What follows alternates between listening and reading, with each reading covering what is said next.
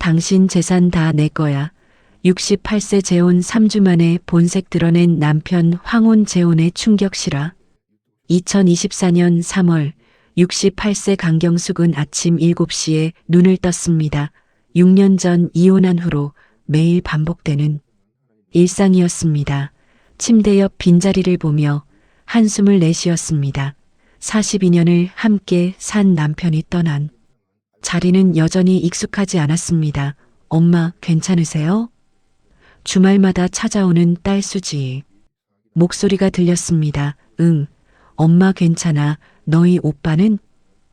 오빠는 애들 학원 데려다주고 점심때 올 거래요. 수지는 엄마의 냉장고를 열어보며 반찬을 체크했습니다. 김치찌개, 시금치 무침, 계란말이 혼자 사는 사람의 냉장고였습니다. 엄마, 또 이것만 드셨어요? 제가 반찬 좀 해놓고 갈게요. 강경숙은 딸의 뒷모습을 보며 눈시울이 붉어졌습니다. 자식들은 효자였습니다. 주호는 매주 생활비를 보내주고 수지는 주말마다 찾아왔습니다. 손자, 손녀들도 할머니를 좋아했습니다. 하지만 밤이면 찾아오는 고독은 어쩔 수 없었습니다. 텔레비전을 켜도 책을 읽어도 친구에게 전화를 해도 채워지지 않는 공허함이 있었습니다. 2018년 여름 강경숙의 삶은 완전히 무너졌습니다. 남편 이준석이 회사를 정년퇴직하고 3개월 그녀는 남편의 비밀을 알게 되었습니다. 여보, 이게 뭐예요? 강경숙이 떨리는 손으로 남편의 휴대폰을 내밀었습니다. 카카오톡. 메시지 창에는 자기야, 보고 싶어라는 문자들이 가득했습니다. 이준석은 변명도 하지 않았습니다. 미안해, 나도 어쩔 수가 없었어. 상대는 회사 후배였습니다. 남편보다 15살 어린 44세 여자. 남편은 퇴직 1년 전부터 그녀와 만났다고 했습니다. 더 충격적인 것은 그 다음이었습니다. 강경숙은 남편이 받은 퇴직금 2억 원을 생활비와 노후 자금으로 쓸 계획이었습니다. 하지만 남편은 그 돈을 암호화폐에 투자했고 4억 원으로 불렸습니다. 당신 퇴직금이 4억이 됐다고요? 그럼 우리 집 증축하고 애들한테도 좀 나눠주고. 그건 안 돼. 이건 내가 투자해서 번 돈이야. 내 노후 자금이라고. 남편은 그 돈을 자신의 비밀 계좌에 숨겨놓고 아내에게 알리지 않으려 했습니다. 게다가 그 여자와 함께 쓸 계획이었습니다. 42년을 같이 살았는데 나한테 이럴 수가 있어요? 강경숙은 울부짖었지만 남편의 마음은 이미 떠나 있었습니다. 이혼 조정 과정은 지옥이었습니다. 남편은 재산 분할을 최소화하려고 온갖 방법을 동원했습니다. 암호화폐 수익은 숨기고 집과 전세 보증금만 반반 나누자고 우겼습니다. 판사님, 제가 42년 동안 집안 살림을 도맡아 했습니다. 남편이 번 돈은 제가 있었기에 가능했던 겁니다. 강경숙은 법정에서 목 놓아 호소했습니다. 결국 6개월간의 소송 끝에 강경숙은 시세 5억 아파트와 새 들어준 시세 1억 5천만 원 빌라 한 채를 받았습니다. 남편은 나머지 재산을 가지고 그 여자와 재혼했습니다. 이혼 후 강경숙은 살아갈 방법을 찾아야 했습니다. 아파트에서 혼자 살고 빌라는 세를 주어 월세 70만 원을 받았습니다. 기초연금 30만 원과 합치면 한 달에 100만 원. 자식들이 보내주는 생활비 50만 원을 더하면 넉넉하진 않아도 살만했습니다. 동네 할머니들과 친해졌습니다. 경숙 씨, 우리 오늘 점심 같이 먹을까요? 친구 박순자가 물었습니다. 65세인 순자도 5년 전에 남편과 사별했습니다. 좋아요. 어디로 갈까요? 분식집 가요. 거기 떡볶이 맛있잖아요. 요즘 우리 딸이 중매를 권하더라고요. 순자가 조심스럽게 말했습니다. 중매요? 내 혼자 사는 거 외로우니까 재혼하라고. 근데 전 남편 생각이 아직도 나서 강경숙은 순자의 손을 잡았습니다. 순자 씨는 좋은 추억이 있으니 그렇죠 전 남편 생각만 하면 이가 갈려요.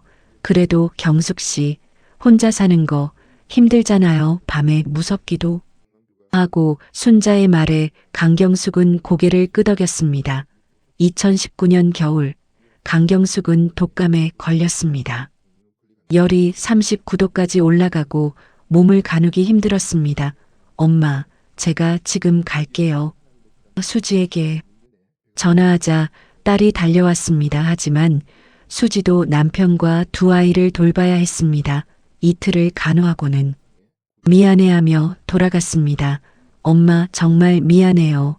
막내가 학원 빠지면 안 되는 날이라 괜찮아. 엄마가 이제 많이 나았어. 가봐 딸을 보내고 다시 혼자가 된 강경숙은 천장을 바라보며 눈물을 흘렸습니다. 이렇게 혼자 늙어가는 건가. 열이 내리고 몸이 회복되자 강경숙은 동네 노인복지관에서 하는 요가 교실에 등록하고 합창단에도 가입했습니다. 경숙 씨, 목소리 참 좋으세요. 합창단 지휘자가 칭찬했습니다. 강경숙은 젊었을 때 성악을 배운 적이 있었습니다.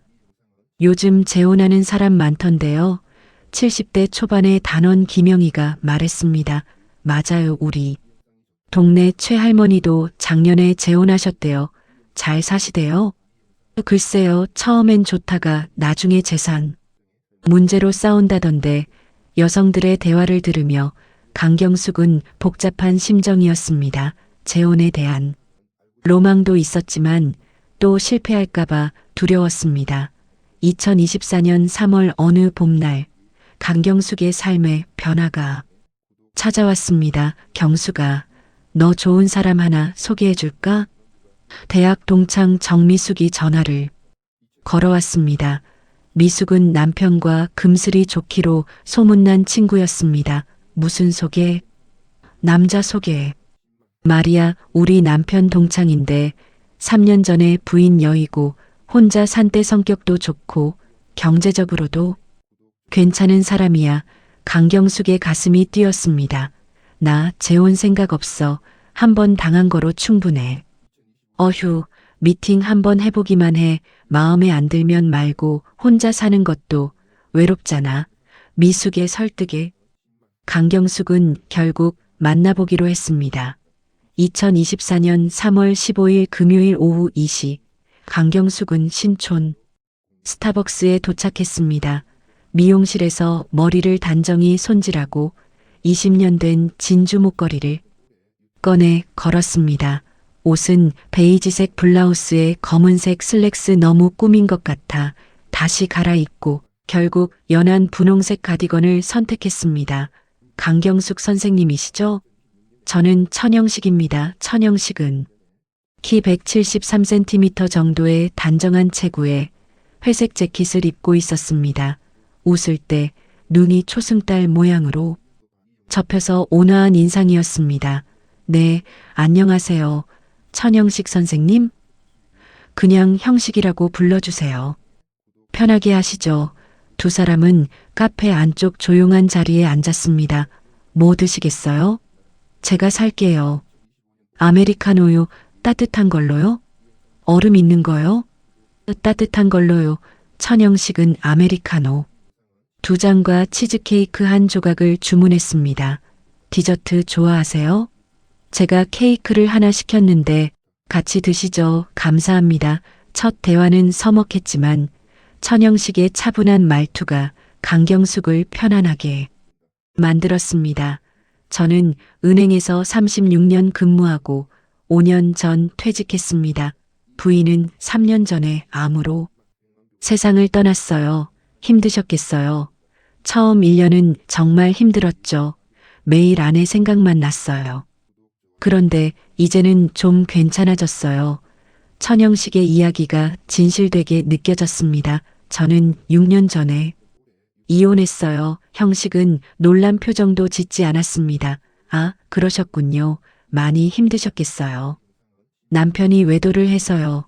그것도 퇴직하고 나서 말을 하다 보니 눈물이 날 것 같았습니다. 천영식이 조용히 냅킨을 건넸습니다. 괜찮으세요? 천천히 이야기하세요. 그렇게 두 사람은 2시간 동안 이야기를 나눴습니다. 천영식은 두 아들이 있는데 큰아들은 미국에서 회사 다니고 작은 아들은 서울에서 변호사로 일한다고 했습니다. 아들들과는 자주 만나세요? 큰아들은 1년에 한두 번 보고 작은 아들은 한 달에 한 번 정도 봐요. 바쁘니까 이해해야죠. 강경숙도. 큰아들 주호는 건설회사에서 일하고 딸 수지는 초등학교 교사라고 했습니다. 자녀분들이 효자시겠어요. 네, 다들 잘해줘요. 그래도 가끔 외로워요. 저도 그래요. 아무리 자식들이 잘해줘도 혼자 있으면 외롭조회가 지고 카페를 나설 때 천영식이 물었습니다. 다음에 또 만날 수 있을까요? 오늘 정말 즐거웠어요. 강경숙은 잠시 망설이다가 대답했습니다. 네, 좋아요. 일주일 후 두 사람은 남산에서 만났습니다. 경숙 씨, 산책 좋아하세요? 날씨도 좋은데 남산. 한번 걸어볼까요? 좋아요. 저 산책 좋아해요. 3월의 남산은 봄 기운으로 가득했습니다. 개나리가 노랗게 피어나고 벚꽃 봉오리가 터질 듯 부풀어 있었습니다. 와, 예쁘다. 경숙이 탄성을 질렀습니다. 오랜만에 느껴보는 설렘이었습니다. 정말 예쁘네요. 다음 주면 벚꽃이 활짝 필 거예요. 형식이 옆에서 말했습니다. 두 형식 씨는 취미가 뭐예요? 저는 등산을 좋아해요. 주말마다 북한산이나 관악산에 가요. 경숙 씨는요? 저도 산 좋아해요. 요즘은 혼자 가기 무서워서 못 가는데 그럼 다음에 같이 갈까요? 북한산 정말 좋아요. 경숙은 가슴이 두근거렸습니다. 근처 식당에서 저녁을 먹었습니다. 된장찌개와 생선구이가 나오는 소박한 백반집이었습니다. 맛있네요. 형식이 밥을 한 숟가락 뜨며 말했습니다. 형식 씨는 요리 하세요? 네, 혼자 살다 보니 간단한 건 해 먹어요. 김치찌개, 된장찌개 정도는 만들 수 있어요. 대단하시네요. 요즘 남자분들 요리 못하시는 분들 많은데 아내가 아플 때 많이 배웠어요. 그때 옆에서 도와주면서 많이 보고 싶으시죠? 네, 그래도 이제는 괜찮아요. 경숙 씨 같은 좋은 분을 만나서 감사해요. 강경숙은 얼굴이 붉어졌습니다. 준비됐어요? 형식이 등산복을 입고 나타났습니다. 강경숙도 오랜만에 등산복을 꺼내 입었습니다. 네. 근데 제가 너무 오랜만이라 힘들 것 같아요. 천천히 가면 돼요. 제가 옆에서 도와드릴게요. 북한산 우이동. 코스는 완만했습니다. 형식은 경숙의 속도에 맞춰 천천히 올라갔습니다. 힘드시면 말씀하세요. 쉬었다가요. 괜찮아요. 생각보다 할만한데요. 경숙은 오랜만에 느껴보는 운동의 즐거움에 기분이 좋았습니다. 무엇보다 옆에 누군가 함께 있다는 사실이 든든했습니다. 정상에 올라 도시락을 먹었습니다. 천영식이 준비해온 김밥과 삶은 계란, 방울토마토가 정갈했습니다. 형식 씨가 직접 만드신 거예요? 네, 김밥은 어제 만들어서 냉장고에 넣어뒀어요. 맛있어요. 정말 손재주가 좋으시네요. 경숙 씨가 맛있게 먹어주시니 보람이 있네요. 산 정상에서 바라본 서울은 아름다웠습니다. 행복해요. 경숙이 중얼거렸습니다. 저도요. 오랜만에 이렇게 행복한 것 같아요. 형식이 경숙의 손을 살짝 잡았습니다. 강경숙은 깜짝 놀랐지만 손을 빼지 않았습니다. 저는 경숙 씨랑 계속 만나고 싶어요. 경숙 씨와 함께 있으면 행복해요. 경숙의 가슴이 쿵쾅거렸습니다. 저도 형식 씨와 함께 있으면 좋아요. 경숙 씨, 제가 진지하게 할 말이 있어요. 형식이 강경숙을 바라보며 말했습니다. 네, 말씀하세요.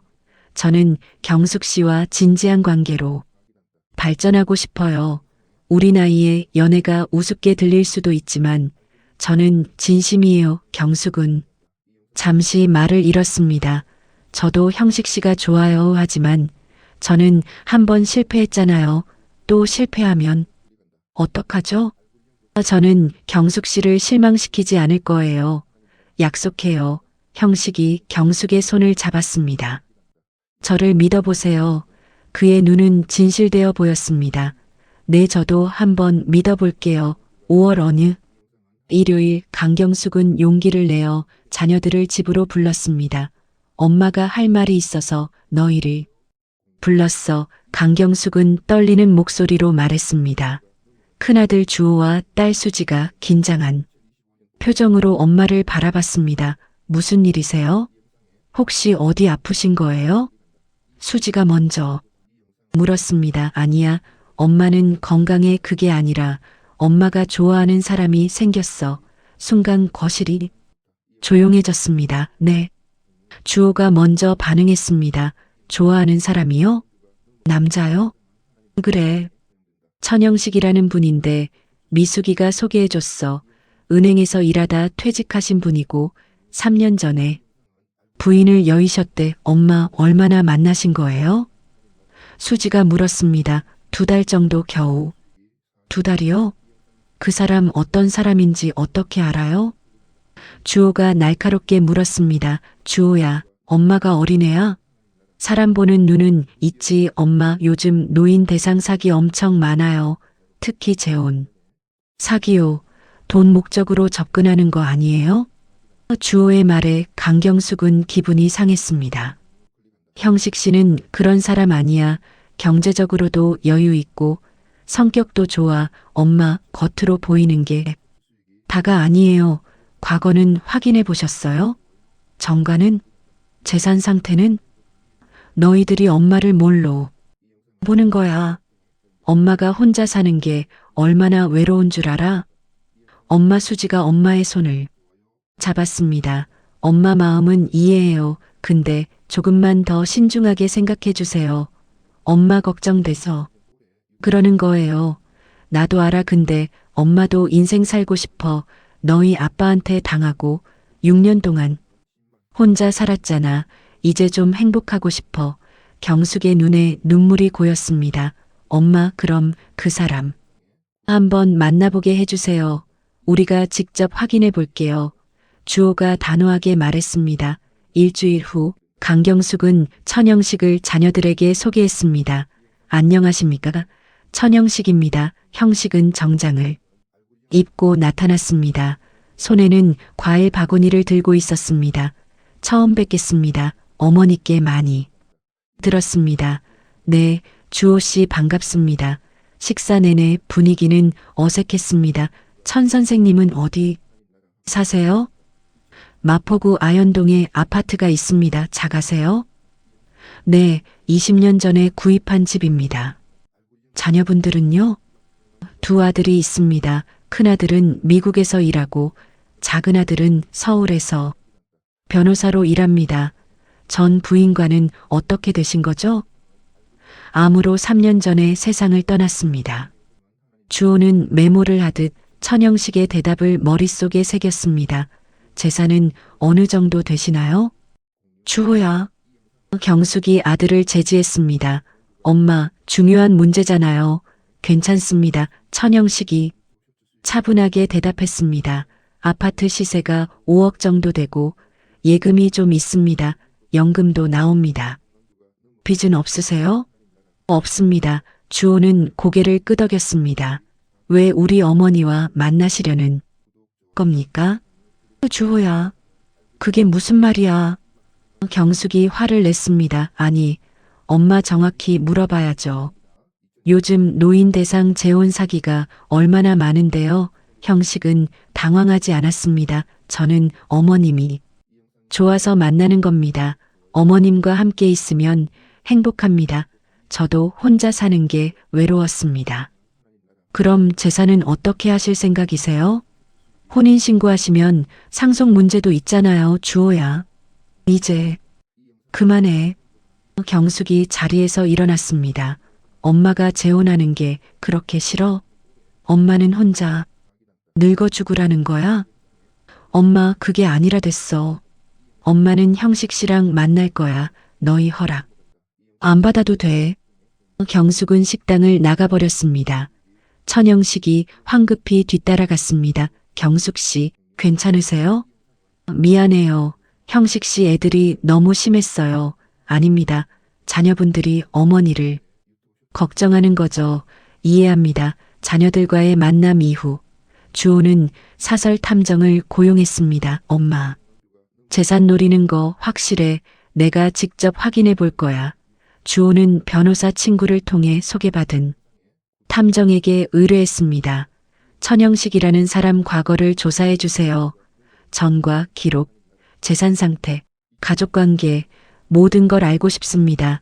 2주 후 탐정이 보고서를 들고 왔습니다. 주호 씨 몇 가지 이상한 점이 발견됐습니다. 뭔가요? 첫째, 천영식 씨는 전처와 사별이 아니라 이혼입니다.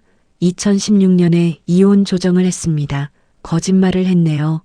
네, 그리고 자녀들과의 관계도 원만하지 않습니다. 큰아들은 미국에 있는 게 맞지만 작은아들은 변호사가 아니라 중소기업에 다닙니다.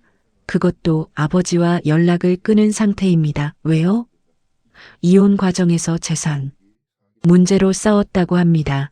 천영식 씨가 자녀들에게 재산을 나눠주지 않으려 했고 그 과정에서 갈등이 생긴 거죠. 주호는 보고서를 자세히 읽었습니다. 재산 상태는요?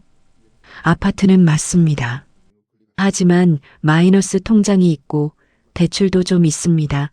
순자산은 생각보다 많지 않습니다. 빚이 있다고요? 네, 약 8천만 원 정도의 대출이 있습니다. 주호는 즉시 수지에게 전화했습니다. 수지야, 큰일이야. 그 남자 거짓말쟁이야. 주호와 수지는 다시 어머니를 찾아갔습니다. 엄마, 이것 좀 보세요. 주호가 보고서를 내밀었습니다. 이게 뭔데? 천영식이라는 사람 조사한 거예요. 엄마, 그 사람 거짓말쟁이에요. 경숙은 보고서를 읽으며 얼굴이 굳어갔습니다. 이혼했다고? 사별이라고 했는데 그것뿐만이 아니에요. 자식들하고도 사이가 안 좋대요. 재산 문제로 싸웠대요. 그리고 빚도 있어요. 8천만 원이나 수지가 덧붙였습니다. 강경숙은 한동안 말이 없었습니다. 엄마, 이제 알겠죠? 그 사람 엄마 재산 노리는 거예요. 제발 헤어지세요. 알았어. 내가 알아서 할게. 경숙은 힘없이 대답했습니다. 다음 날 경숙은 형식을 만났습니다. 형식 씨, 우리 진지하게 이야기 좀 해요. 무슨 일이에요? 표정이 안 좋으시네요. 형식 씨. 전 부인과 사별이 아니라 이혼이라고요? 형식의 얼굴이 굳었습니다. 누가 그래요? 우리 아들이 조사했어요. 왜 거짓말하셨어요? 형식은 한참을 말이 없다가 입을 열었습니다. 죄송해요. 사실대로 말씀드릴게요. 저는 2016년에 아내와 이혼했어요. 성격 차이로요. 아내가 저를 너무 통제하려고 했어요. 돈 쓰는 것도 일일이 간섭하고 친구 만나는 것도 싫어했어요. 그래서요? 결국 참다 못해 이혼했어요. 재산은 반반 나눴고요. 자식들은 처음엔 저를 이해했는데 나중에 엄마 편을 들더라고요. 그래서 관계가 소원해졌어요. 왜 처음부터 말씀 안 하셨어요? 사별이라고 하면 동정받을 수 있을 것 같아서요. 이혼이라고 하면 제 잘못처럼 보일까봐. 형식이 고개를 숙였습니다. 그리고 빚도 있다면서요? 그건 아파트 대출이에요. 이자만 내고 있어요. 곧 갚을 수 있어요. 경숙은 한숨을 쉬었습니다. 형식 씨, 저는 거짓말이 제일 싫어요. 우리 전 남편도 거짓말쟁이였거든요. 정말 죄송해요. 앞으로는 절대 거짓말 안 할게요. 제발 한 번만 기회를 주세요. 형식이 경숙의 손을 잡았습니다. 저는 진심으로 경숙 씨를 좋아해요. 재산 때문이 아니에요. 좋아요. 한 번만 더 믿어볼게요. 근데 앞으로 거짓말하면 그때는 정말 끝이에요. 감사합니다. 실망시키지 않을게요. 6월, 강경숙과 천영식은 재혼을 결정했습니다. 경숙 씨, 나랑 결혼해 줄래요? 형식이 무릎을 꿇고 작은 반지 상자를 꺼냈습니다. 안에는 소박한 다이아몬드 반지가 들어 있었습니다. 형식 씨 나이가 들어서 이런 거 우습지만 그래도 제대로 프로포즈하고 싶었어요. 강경숙의 눈에 눈물이 고였습니다. 네, 좋아요. 두 사람은 구청에 혼인신고를 하기로 했습니다. 자녀들은 여전히 반대했습니다. 엄마, 정말 하시려고요? 주호가 다시 찾아왔습니다. 그래, 엄마는 형식 씨랑 결혼할 거야. 혼인신고까지 하시려고요? 당연하지 결혼하는데 신고 안 하면 어떻게 엄마 혼인신고하면. 재산 문제 복잡해져요. 상속도 그렇고 엄마 재산 내가 물려받을 생각 마. 엄마가 알아서 쓸 거야. 그게 아니라 엄마가 사기당할까봐 그러는 거예요. 주호와 강경숙은 또다시 싸웠습니다. 7월 15일 강경숙과 천영식은 구청에서 혼인신고를 했습니다. 축하해요, 경숙아. 미숙이 꽃다발을 건넸습니다. 고마워. 미숙아, 내가 소개해줘서 이렇게 좋은 사람 만났어. 혼인신고를 마치고 근처 한정식 집에서 소박한 식사 모임을 가졌습니다. 자녀들은 오지 않았습니다. 건배. 친구들이 축배를 들었습니다. 경숙 씨, 행복해요. 형식이 경숙의 손을 잡았습니다. 저도요. 그날 밤 형식은 경숙의 아파트로 이사했습니다. 자신의 아파트는 새를 주기로 했습니다. 우리 이제 함께 사는 거예요. 재혼 후 첫 이주는 행복했습니다. 천영식은 아침마다 식사를 준비하고 설거지도 도맡아 했습니다. 경숙 씨, 아침 드세요. 고마워요. 맛있겠다. 형식은 다정했고 배려심도 깊었습니다. 강경숙은 재혼을 잘했다고 생각했습니다. 하지만 3주째가 되자 변화가 시작됐습니다. 경숙 씨, 빌라에서 들어오는 월세가 얼마예요? 형식이 저녁을 먹으며 물었습니다. 70만 원이요. 왜요? 그 돈 어디 통장으로 들어와요? 제 통장이요. 우리 이제 부부잖아요. 재산 관리를 같이 하면 어때요? 무슨 말이에요? 제 말은 월세도 그렇고 우리 각자 재산이 얼마나 되는지 정리하고 같이 관리하자는 거예요. 그래야 효율적이잖아요. 경숙은 약간 불편했습니다. 형식 씨, 우리 각자 관리하면 안 돼요? 제 돈은 제가 관리하고 싶어요. 아니, 부부인데 왜 그래요? 저는 경숙 씨 믿어서 다 말씀드렸잖아요. 제 통장 비밀번호도 알려드렸고, 그래도 경숙 씨가 저를 안 믿는 거예요? 형식의 목소리가 날카로워졌습니다. 그게 아니라 됐어요. 알았어요. 믿지 마세요. 형식은 화를 내며 안방으로 들어가 버렸습니다. 강경숙은 당황했습니다. 며칠 후 형식이 다시 꺼냈습니다. 경숙 씨, 빌라 세입자가 월세 늦게 준다면서요? 어떻게 알았어요? 그냥. 경숙 씨가 전에 말씀하셨잖아요. 경숙은 그런 이야기를 한 기억이 없었지만 넘어갔습니다. 가끔 며칠 늦게 줄 때가 있어요. 그럼 제가 관리해 드릴까요? 제가 은행에서 일했잖아요. 월세. 관리 같은 거 잘해요. 아니에요. 괜찮아요. 경숙 씨, 왜 자꾸 저를 밀어내요? 부부가 이래도 돼요? 형식이 목소리를 높였습니다. 제가 언제 밀어냈어요? 지금 그러는 거잖아요. 재산 관리 같이 하자는데 자꾸 거부하고. 형식 씨, 왜 이래요? 갑자기. 제가 갑자기예요? 경숙 씨가 저를 안 믿는 거죠. 형식은 화를 내며 밖으로 나가 밤 11시가 넘어서야 술을 마시고 돌아왔습니다. 형식 씨, 술 마셨어요? 네, 마셨어요. 답답해서요. 형식은 소파에 털썩 앉았습니다. 경숙 씨, 우리 재산 문제로 싸우기 싫어요. 내일 은행 가서 빌라 월세 통장 명의를 제 이름으로 바꿔요. 제가 관리할게요. 무슨 소리예요? 그건 제 재산인데 부부 재산은 공동 재산이에요. 법적으로도 그래요. 형식이 소리쳤습니다. 형식 씨, 술 깨고 얘기해요. 싫어요. 지금 바로 약속해요. 안 그러면 전화 갈 거예요. 경숙은 겁이 났습니다. 알았어요. 내일. 생각해 볼게요. 약속하는 거예요? 네, 다음 날 오후 강경숙은 은행에서 충격적인 전화를 받았습니다. 강경숙 고객님, 빌라 월세 계좌명의 변경 신청이 들어왔는데요. 확인 전화드립니다. 네, 제가 신청한 적 없는데요. 고객님, 남편분이 위임장을 가지고 오셨는데요. 제가 위임장 써준 적 없어요. 그럼 위조된 거네요. 죄송합니다. 처리하지 않겠습니다. 강경숙은 손이 떨렸습니다. 저녁 강경숙은 천영식을 기다렸습니다. 형식 씨, 오늘 은행 갔다 왔어요? 형식은 잠시 당황한 표정을 지었지만 태연하게 대답했습니다. 아, 내 계좌명에 변경하려고요. 제가 위임장 써준 적 없는데 어떻게 했어요? 그게 위조한 거죠? 어떻게 그럴 수가 있어요?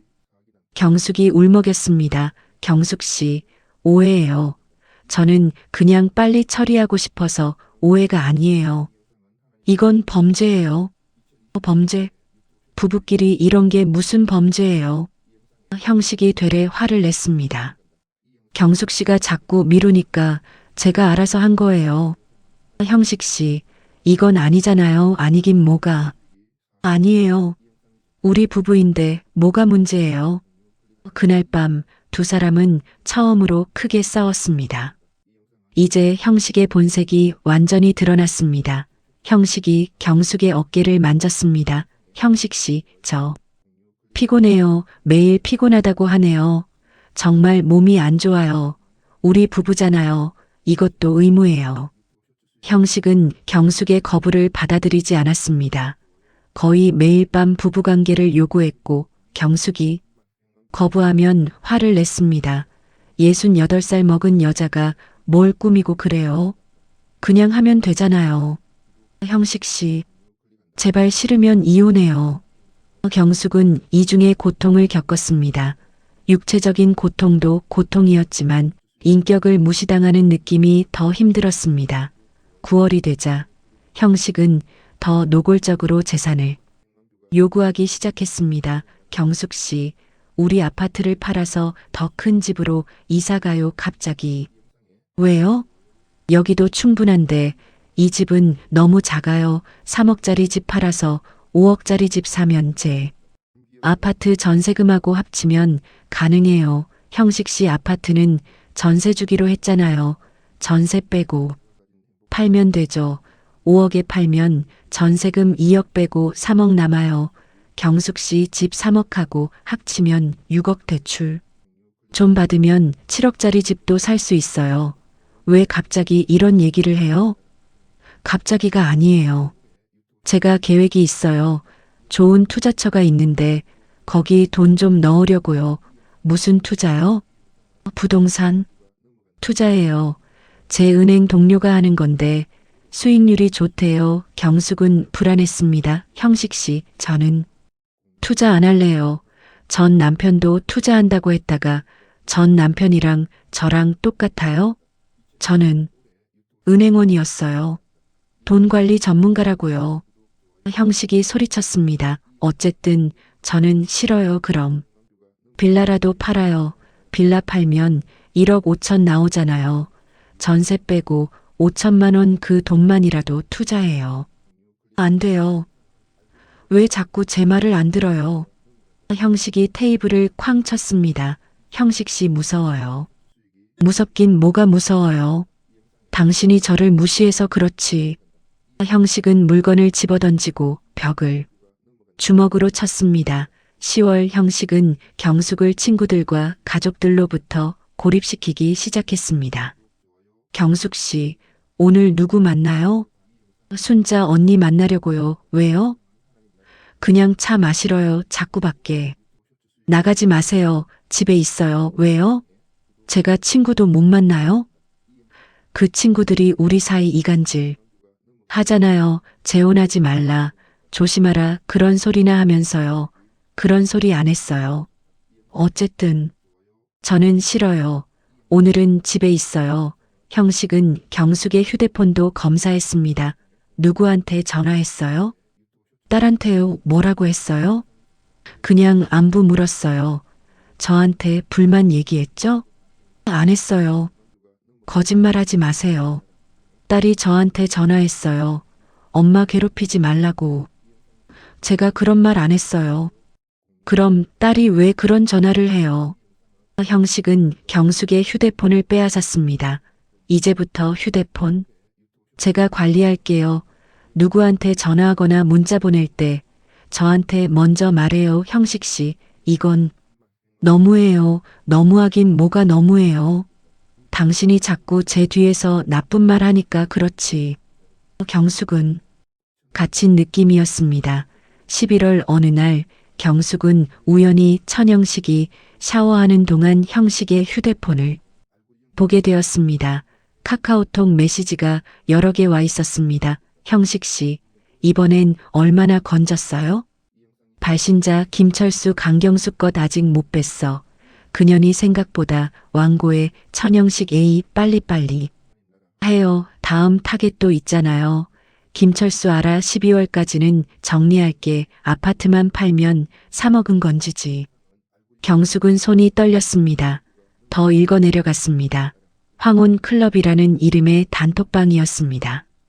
박영희 거는 어떻게 됐어? 발신자 이정민 그년 아파트 팔아서 2억 뺐어. 크크 천영식. 대박 크크 나는 최순자 거 1억 5천 뺐음.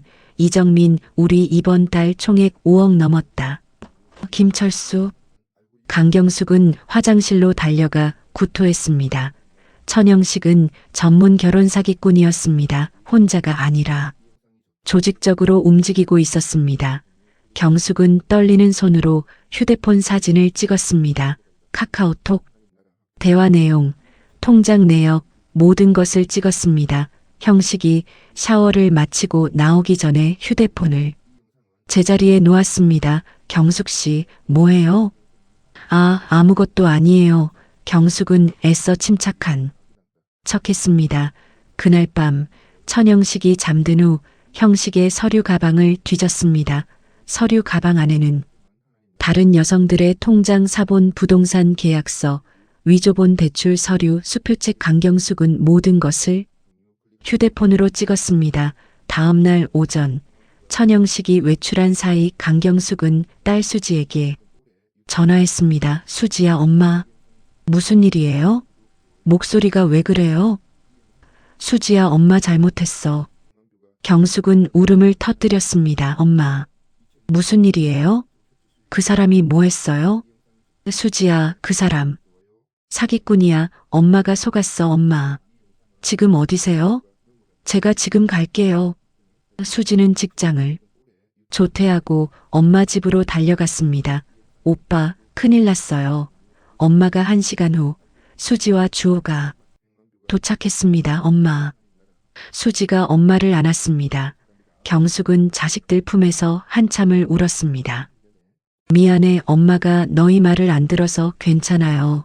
엄마, 이제 우리가 도와드릴게요. 주호는 엄마가 찍어둔 사진들을 확인했습니다. 엄마, 이거 증거로 충분해요. 우리 경찰에 신고할 수 있어요. 근데 오빠, 그 사람이 돌아오면 어떡해요? 지금 당장 엄마 짐 싸서 우리 집으로 가요. 엄마는 당분간 우리 집에서 지내세요. 경숙은 옷 몇 벌, 중요한 서류, 통장과 도장만 챙겼습니다. 엄마, 이제 가요. 세 사람이 집을 나서려는 순간 현관문이 열렸습니다. 형식이 돌아온 것입니다. 다들 뭐 하는 거예요? 형식 씨, 저 이제 못 살겠어요. 이혼할래요. 강경숙이 떨리는 목소리로 말했습니다. 뭐? 갑자기 무슨 소리예요? 갑자기가 아니에요. 당신이 사기꾼이라는 거 다 알아요. 형식의 표정이 굳었습니다. 무슨 소리를? 당신 휴대폰 봤어요. 카카오톡 대화 다 봤어요. 당신 조직적으로 노인들 상대로 재혼 사기치고 있잖아요. 그건 오해예요. 오해가 아니에요. 증거 다 있어요. 주호가 나섰습니다. 천영식 씨, 우리 이제 경찰에 신고할 겁니다. 순순히 놔주시죠. 형식의 얼굴이 일그러졌습니다. 당신들이 뭔데? 감히. 형식이 경숙의 팔을 붙잡았습니다. 나요. 안 나. 당신 어디 갈 거야? 엄마. 놓으세요. 주호가 천영식을 밀쳤습니다. 두 사람이 몸싸움을 하는 동안 수지가 112에 전화했습니다. 여보세요. 경찰이요? 지금 집에 폭행 사건이 10분 후 경찰이 도착했습니다. 경찰서에서 강경숙은 천영식을 고소했습니다. 사기, 위조, 협박, 그리고 폭행으로 고소합니다. 담당 형사는 강경숙이 가져온 증거들을 검토했습니다. 피해자분, 이 증거들 충분합니다. 우리가 수사해 보겠습니다. 수사 과정에서 충격적인 사실들이 밝혀졌습니다. 형식은 지난 5년 동안 총 8명의 고령 여성을 상대로 재혼 사기를 쳤습니다. 피해 금액은 총 12억 원에 달했습니다. 72세 박영애 씨는 2018년에 천영식과 재혼했다가 아파트를 빼앗겼습니다. 제가 너무 바보 같았어요. 그 사람이 너무 착해 보였거든요. 재혼하고 3개월 만에 제 아파트를 팔자고 하더라고요. 더 좋은 집으로 이사 가자면서요. 그런데 아파트 판 돈이 그 사람 계좌로 들어가고 그 사람은 사라졌어요. 69세 최순자 씨도 비슷한 피해를 입었습니다. 저는 예금 1억 5천을 빼앗겼어요. 투자한다고 해서 돈을 줬는데 다 날렸다고 하더라고요. 나중에 알고 보니 투자 자체가 거짓말이었어요. 피해자들은 모두 비슷한 경험을 했습니다. 형식은 혼자 일하지 않았습니다. 김철수, 이정민과 함께 조직을 만들어 체계적으로 범죄를 저질렀습니다. 김철수 타겟 선정 및 접근, 천영식 재혼 및 재산 착취, 이정민 법률 및 서류 위조. 3사람은 노인복지관, 동창회, 종교 모임 등에서 혼자 사는 고령 여성들을 물색했습니다. 재산이 있고 자녀와 사이가 좋지 않은 여성을 우선 타겟으로 삼았습니다. 2025년 3월 천영식의 재판이 시작되었습니다. 검사는 징역 5년을 구형했습니다. 피고인은 조직적이고 계획적으로 고령의 여성들을 상대로 사기를 쳤습니다. 피해자들은 노후 자금을 빼앗기고 심각한 정신적 피해를 입었습니다. 피해자들이 법정에서 증언했습니다. 강경숙도 증인석에 섰습니다. 재판장님, 저는 68세입니다. 6년 전에 이혼하고 혼자 살면서 외로웠습니다. 그때 피고인을 만났고 저는 진심으로 그를 사랑했습니다. 하지만 피고인은 저를 사랑한 게 아니라 제 재산을 노린 것이었습니다. 저는 68년을 살면서 이렇게 모욕당하고 이용당한 적이 없습니다. 재판장님, 피고인을 엄벌해 주십시오. 저 같은 피해자가 더 이상 나오지 않도록요. 재판부는 천영식에게 징역 3년을 선고했습니다. 피고인은 취약한 고령 여성들을 대상으로 조직적인 사기를 저질렀습니다. 다만 일부 피해가 미수에 그친 점, 초범인 점 등을 고려하여 징역 3년을 선고합니다. 형식은 항소했지만 기각되었습니다. 천영식이 수감된 후 강경숙은 딸 수지의 집에서 지냈습니다. 엄마, 괜찮으세요? 응, 괜찮아. 하지만 강경숙은 괜찮지 않았습니다. 밤마다 악몽을 꿨고 사람들을 만나는 것이 두려웠습니다. 엄마가 너무 바보 같았어. 나이가 들어서도 남자한테 속아 넘어가다니. 엄마, 그게 엄마 잘못이 아니에요. 그 사람이 나쁜 거지. 하지만 너희가 그렇게 말렸잖아. 엄마가 고집을 안 부렸으면. 엄마, 이제 그만 자책하세요. 중요한 건 엄마가 큰 피해 없이 벗어났다는 거예요. 경숙은 고개를 끄덕였습니다. 천영식에게 큰 돈을 빼앗기기 전에 탈출한 것은 정말 다행이었습니다. 경찰을 통해 강경숙은 다른 피해자들을 만났습니다. 안녕하세요. 저는 박영희입니다. 안녕하세요. 강경숙입니다. 피해자들은 정기적으로 모여 서로의 이야기를 나눴습니다. 저는 아직도 제가 바보 같다는 생각이 들어요. 최순자가 말했습니다. 저도요, 어떻게 그렇게 쉽게 속았을까? 우리가 바보인 게 아니에요.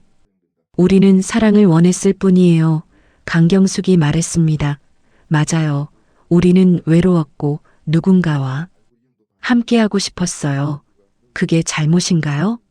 여성들은 서로를 위로하며 힘을 얻었습니다.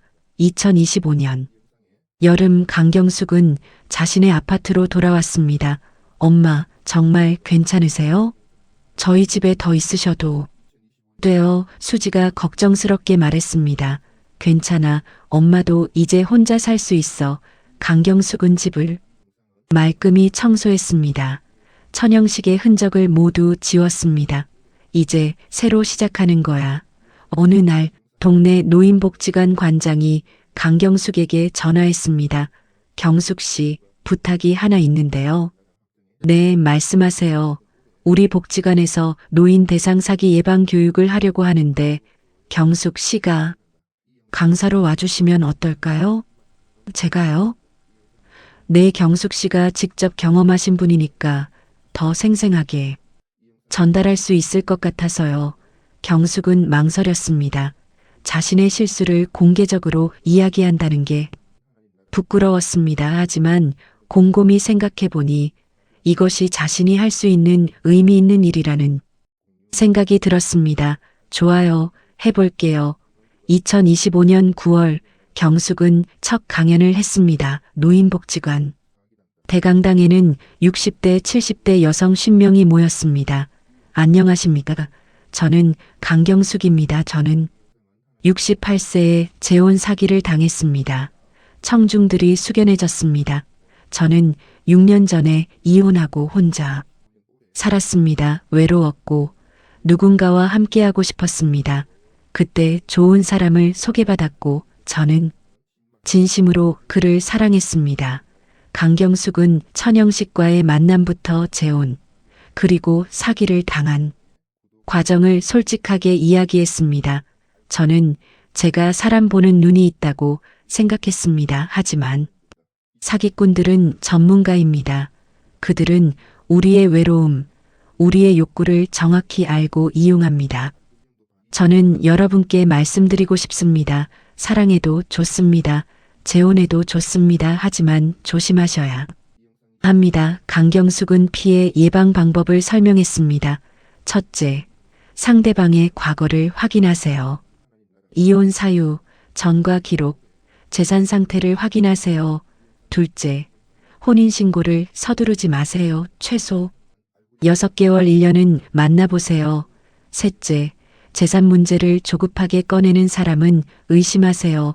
넷째, 자녀들과 상의하세요. 자녀들이 반대하면 이유가 있는 겁니다. 다섯째, 혼인신고를 하더라도 재산은 분리하세요. 부부 재산계약 같은 법적 장치를 활용하세요. 강연이 끝나고 한 70대 여성이 강경숙에게 다가왔습니다. 강사님, 고맙습니다. 저도 요즘 재혼을 고민하고 있었는데 오늘 강연 듣고 정신이 번쩍 들었어요. 조심하세요. 사랑하더라도 현명하게 사랑하세요. 경숙은 그녀의 손을 잡았습니다. 지역신문 기자가 묻습니다. 재혼에 대해서는 어떻게 생각하세요? 재혼 자체는 나쁜 게 아니에요. 사랑하고 싶고 함께하고 싶은 건 당연한 욕구입니다. 다만 신중해야 해요. 그럼 강경숙 씨는 다시 재혼하실 생각은 없으신가요? 강경숙은 잠시 망설이다 대답했습니다. 사랑은 언제든 할 수 있어요. 하지만 제가 깨달은 건 법적인 결혼이 꼭 필요하진 않다는 거예요. 정말 사랑한다면 각자의 집을 유지하면서 서로 방문하며 지낼 수도 있잖아요. 아, 그런 방식도 있군요. 네, 저는 이제 그런 방식을 권하고 싶어요. 황혼 재혼을 하더라도 혼인신고 없이 각자의 독립성을 유지하면서 만나는 거죠. 정말 사랑한다면 법적인 묶임 없이도 충분히 행복할 수 있어요. 경숙은 자녀들과도 관계가 더 좋아졌습니다. 엄마, 요즘 정말 멋있으세요. 수지가 말했습니다. 강연도 하시고 인터뷰도 하시고 저희가 자랑스러워요. 고마워. 수지야, 너희가 있어서 엄마가 이겨낼 수 있었어. 주호도 찾아왔습니다. 엄마, 그때 제가 너무 심하게 말했죠?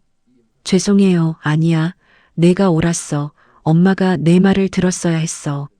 아니에요. 엄마도 행복할 권리가 있어요. 다만 조심해야 했던 거죠. 주호는 엄마를 꼭 안았습니다. 엄마 사랑해요. 나도 사랑한다. 아들아, 2025년 가을 강경숙은 전국을 돌며 강연을 했습니다. 서울, 부산, 대구, 광주 어디를 가든 청중들은 그녀의 이야기에 귀를 기울였습니다. 여러분, 나이는 숫자에 불과합니다. 60대든 70대든 80대든 사랑할 수 있습니다. 하지만 사랑한다고 해서 모든 것을 내줄 필요는 없습니다. 여러분의 재산, 여러분의 존엄성, 여러분의 독립성을 지키세요. 재혼을 하더라도 법적인 결혼이 아닌 다른 형태를 고려해 보세요. 각자의 집을 유지하면서 서로의 집을 며칠씩 번갈아 가며 방문하는 거죠. 그것도 충분히 행복한 관계입니다. 청중들이 박수를 쳤습니다. 강경숙은 여전히 활발하게 활동하고 있습니다. 노인복지관에서 정기적으로 강연을 하고 피해자 상담도 하고 있습니다. 나는 이제 외롭지 않아. 나 자신과 함께 있는 법을 배웠거든. 그리고 누군가를 만나더라도 나를 잃지 않을 자신이 있어. 강경숙은 일기장에 적었습니다. 2025년 12월 3일 오늘도 강연을 다녀왔다. 50명의 어르신들이 내 이야기를 들었다. 나는 68세에 큰 실수를 했다. 사기꾼에게 속아 결혼했고 재산을 빼앗길 뻔했다. 하지만 그 경험이 나를 더 강하게 만들었다. 이제 나는 안다. 사랑은 중요하다. 하지만 자기 자신을 사랑하는 것이 먼저다. 외로움은 자연스러운 감정이다. 하지만 외로움을 채우기 위해 자신을 잃어서는 안 된다. 나와 비슷한 경험을 한 사람들을 돕고 있다. 이것이 내 인생의 새로운 의미다. 강경숙 여러분, 오늘 강경숙 씨의 이야기를 들어주셔서 정말 감사합니다. 이 이야기는 많은 어르신들이 직면하고 있는 현실입니다. 통계에 따르면 2024년 한 해에만 노인 대상 재혼 사기 피해자가 300명이 넘었다고 합니다. 피해 금액은 총 500억 원에 달합니다. 신고하지 않는 피해자까지 포함하면 실제 수치는 훨씬 더 클 것으로 추정됩니다. 여러분, 혹은 여러분의 부모님이 재혼을 고려하고 계신다면 오늘 이야기를 꼭 기억해 주세요. 사랑은 나이와 상관없이 아름답습니다. 하지만 사랑한다고 해서 자신을 잃어서는 안 됩니다. 강경숙 씨처럼 실수를 했더라도 다시 일어설 수 있습니다. 그리고 그 경험을 통해 다른 사람들을 도울 수 있습니다. 여러분께서 이 영상을 주변의 어르신들과 꼭 공유해 주시길 부탁드립니다. 한 분이라도 더 피해를 막을 수 있다면 그것이 이 영상의 가장 큰 의미일 것입니다. 혹시 비슷한 상황에 처해 계시거나 의심스러운 점이 있으시다면 주저하지 마시고 노인학대 신고 1577-1389 대한법률구조공단 132 노인보호전문기관 129로 꼭 연락하세요. 여러분의 소중한 부모님 그리고 여러분 자신을 지켜주세요. 이 영상이 도움이 되셨다면 좋아요와 구독 버튼을 꼭 눌러주세요. 그리고 알림 설정까지 해주시면 앞으로도 여러분의 안전과 행복에 도움이 되는 영상으로 찾아뵙겠습니다. 댓글로 여러분의 생각이나 경험도 나눠주시면 감사하겠습니다. 여러분의 이야기 하나하나가 다른 분들에게 큰 도움이 됩니다. 오늘도 건강하시고 행복하세요. 감사합니다.